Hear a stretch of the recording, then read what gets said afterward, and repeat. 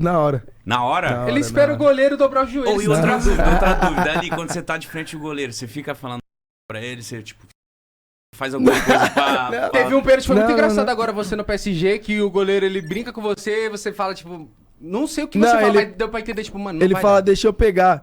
Aí eu falei, claro.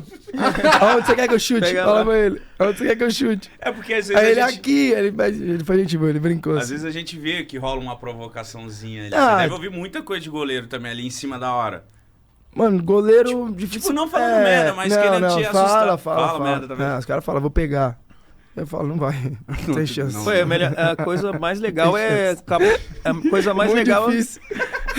Tipo assim, de 10 pênaltis, não vai errar nenhum? Se eu tiver concentrado, eu não erro nenhum. Eu só erro quando eu dou uma... Eu viajo na maionese. Que eu, de vez em Normal, quando, né? Ser humano. de vez em quando minha cabeça tem outro planeta, tá ligado? Aí eu erro.